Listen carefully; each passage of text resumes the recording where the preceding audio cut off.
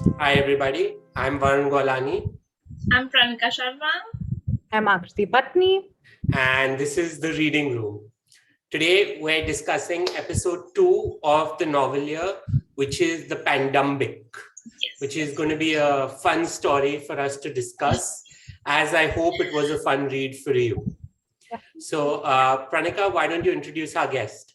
Yes. So we have with us Akriti, an avid reader. She's read the story and here to readily discuss with us what she thinks about the story and the character that we've tried to portray her. Great. Akriti, yeah, why don't you, if you have anything to tell us about yourself?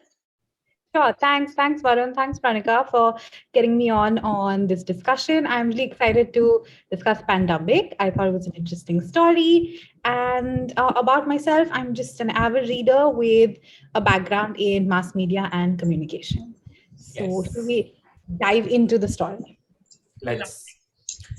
All right, so let me start off with a summary of the story. Mhm. The summary is that there is an influencer who sort of doesn't believe in the pandemic. I'm saying it myself now. She doesn't believe in the pandemic.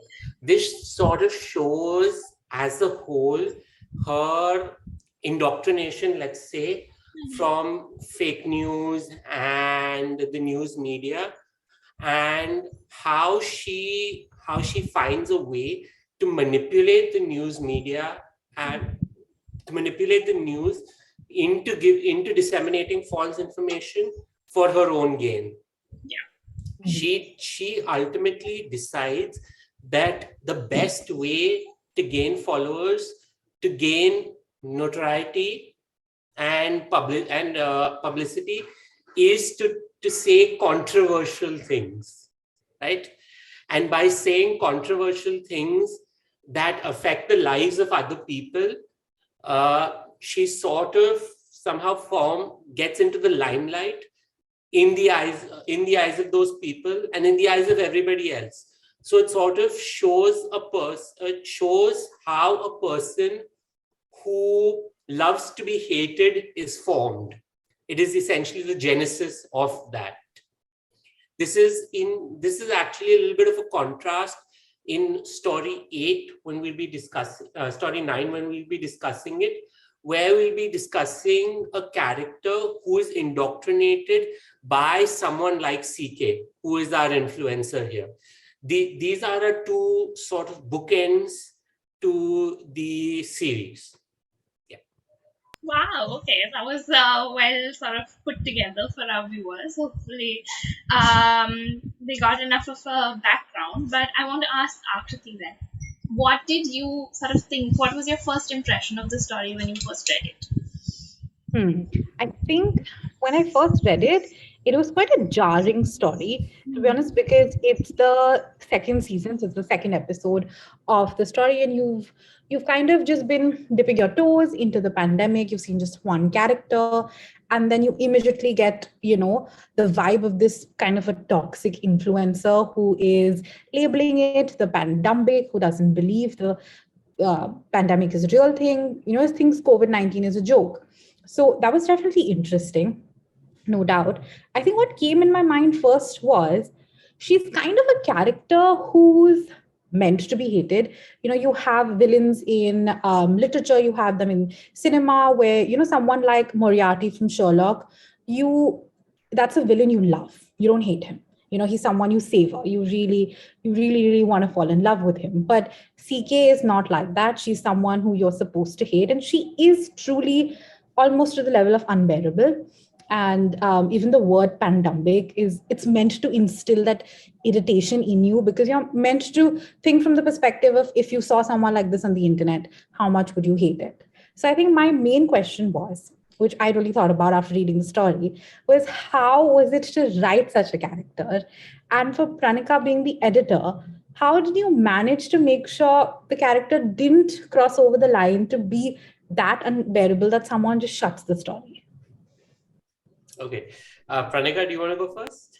I think why don't you start and then I can carry. All right, fine. So when you asked how did I write the character to be hated but not unbearable is what you mean. Yeah. So it's the thing is it's as we discussed in the previous video, the whole idea of storytelling for me is to make characters relatable, or even if not relatable, to make them understood. Mhm. The thing about our discourse nowadays is that we try very easily to slot people into heroes or villains, right? We cancel them. We decide that they are unfit to participate in discourse in any way, right? So the question then becomes, if you really think that this person is toxic, how are you supposed to know how to counter him if you don't even listen to them, right? If you don't even listen to this toxic person, if you don't even try and understand where they're coming from, how do you prevent them? How do you prevent other people from falling into that same trap, right? So for that, you have to actually understand how the villains, so to speak, become villains, right? And you that means you don't have to portray them in a necessarily sympathetic light, but you need to portray them as human beings, right? It all goes back to that saying that people say Hitler was a monster. But the thing is, if you call Hitler a monster, you deny the fact that anybody could become like him, right? You make him an outlier. But if he wasn't an outlier, he was another person who actually became turned into that person, right? So you need to show how these characters and why these characters are motivated by what they do, and you need to try to do it with as much without judgment as much as possible, right? And when you do that, the reader, I hope, understands why that person is there. They hate them for sure, but at the same time, that hate has a reason for it. It's not an irrational hate. It's not a hate that you see someone online saying something, you're like, oh, what? This person is terrible. You understand why that person is saying it, and then you dislike him for it, which I think is fair, but that fairness is a little lacking nowadays, I think. Yeah. Pranika, to your part of the question. Right, as an editor, yeah, truly, when I first read the story, I hated CK from the bottom of my heart. I was like, why is she here? But and I told Vasunda, do you hate your character? And I gave her the same long speech because He did, people, he did. But to side with him for a change, I would say that it's like an origin story, like how you have Joker, who he's plain evil, and but he has an origin story. There's a reason why he's evil. There are circumstances that made him such, and in a way this is more like CK's origin story because she pops up in a lot of places throughout, and there's a lot more to her that comes into in other places as well, which is why the story becomes really important for anyone who's reading the entire series, or people will automatically come back to it for just because you need to understand what goes into her becoming the person that she did become, and why. I mean, there is a motive for it, which is why when we were editing it, I know this story specifically required a lot of reasoning and a lot of as to why her motivations needed to be made very, very clear, even because in the end we see how she sort of goes and runs for the campaign and things like that. Spoiler alert. But but yeah, so it was very important to have that humanity sort of come through, and her given her reasoning that okay, yeah, you do hate her, but there's a reason for why you hate her as well, and for why you sort of why she turns out like that. And I feel like also what helped was the language. We changed a lot of the language for her, for the way she's portrayed, for the way her dialogues were. I Way she remember. spoke. Yeah. Yes, exactly. Because she technically makes the first appearance in Welcome to 2020, if anyone out there who's read it has noticed it. Yeah, she does. I didn't put She that did. together till right now. That's true. So Pranika and I have a game for the audience, which I might have mentioned. Every story has a connection to the previous story.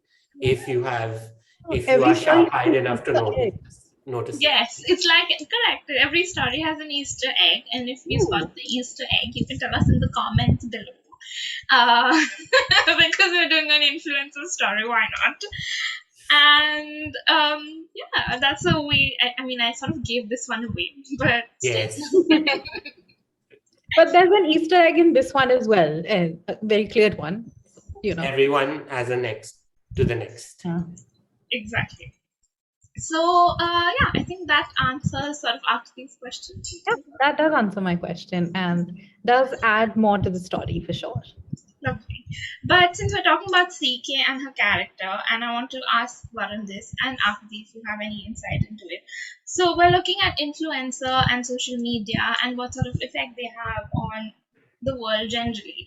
But at the same time, the world has an effect on them as well, right? Because it's a two-way street. It doesn't work without the people commenting and telling them what they're doing and how they're doing it.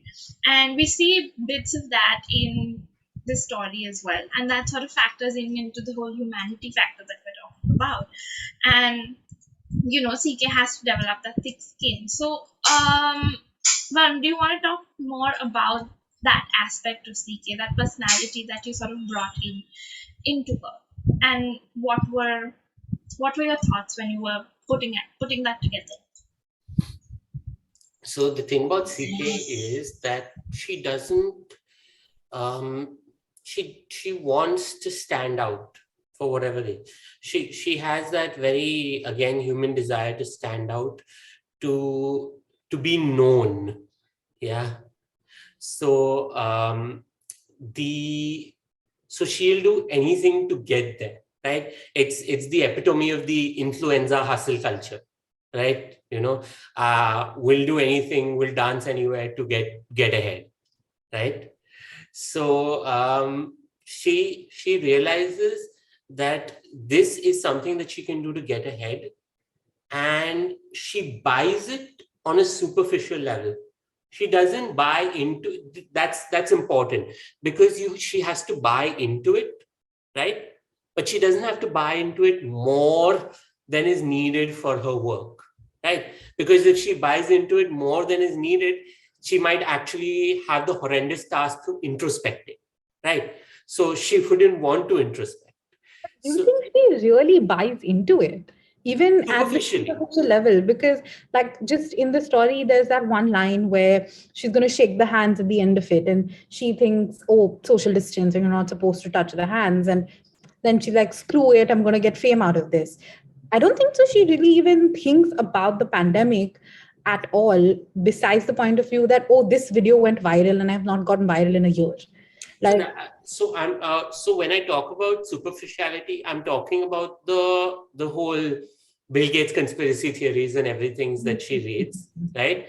So those she believes to a superficial level, because it informs her acting. Let's put it that way, right? Like if you're playing a period piece, right? You read about the period to sort of become better acquainted with it. It's essentially that effect, right? CK is a very good method actor. Let's just put it that okay, way. but that's a study almost. Yeah, Yeah. it So is. she's studying how to bullshit, right? She Mhm. needs to know the language to bullshit effectively, right? Because Correct. if she doesn't throw in the Constitution every few minutes, the patriots won't like her. If she doesn't throw in free speech rights, then the free speechers won't like her. Things like that. You need to know what to say to pander to your audience. It's a very fine crafted act, right? And So that sort of act is also inspired from certain journalists who act that same way, right? They pander to audiences by saying things that are dog whistles, essentially, that evoke in them racist or sexist tropes to sort of make them froth at the mouth, right? So CK does the same thing, and that's all social media really is, Why do you think you watch a reel that has a trending audio versus a reel that doesn't? Because the trending audio is already in your head. So something familiar comes to it, triggers it in your head, and you're like, oh, I want to see this because I already know what's coming. It's familiar. In a deeply unfamiliar world, things like people who speak to what you believe in, no matter how wrong it is, are appealing to you. So that helps with the familiarity, and that's the appeal of it. That's the appeal of any sort of cult, really. It It's gives a you it it's gives a you space to be. publicity stunt in a way. I mean, if Sure. you could put it that way, I What would what say. what what was Donald Trump? That was the whole publicity stunt that became a presidency. That's the very definition of this, right? So Correct. Yeah.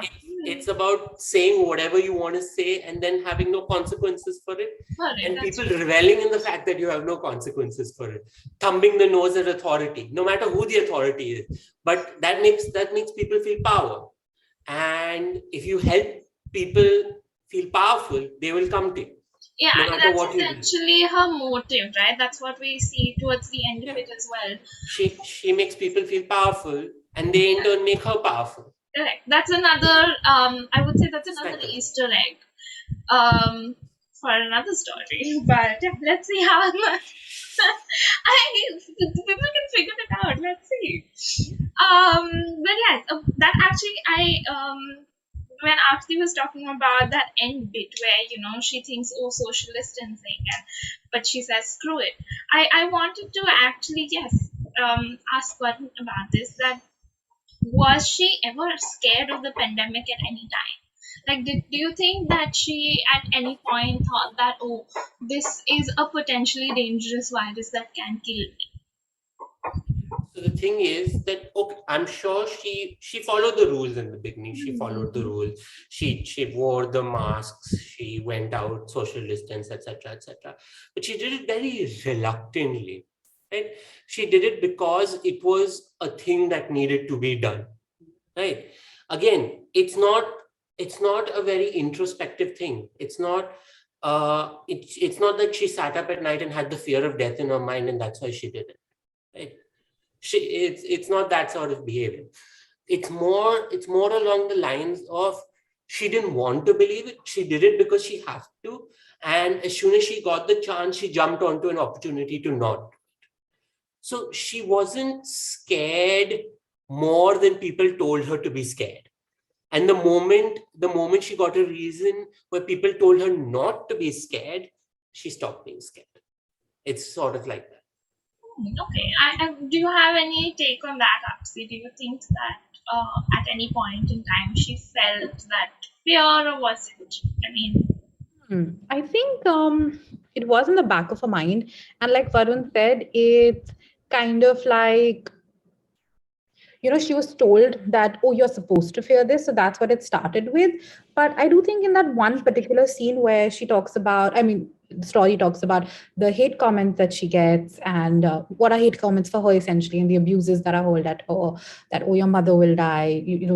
When your family gets COVID, you'll understand. You will get COVID, you'll understand. And she loses sleep over that. I do think that's when it is like a niggling thing at the back of her head, because that's why she thinks of the social distancing when wanting to shake the hands as well.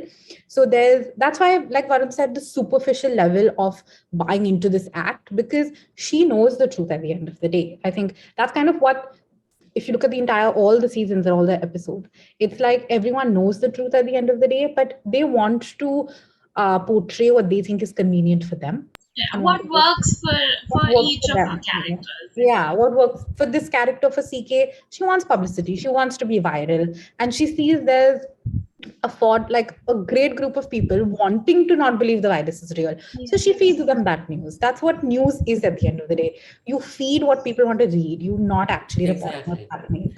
I mean, that's what news is now. It's not what it's supposed to be. Not what it's supposed to.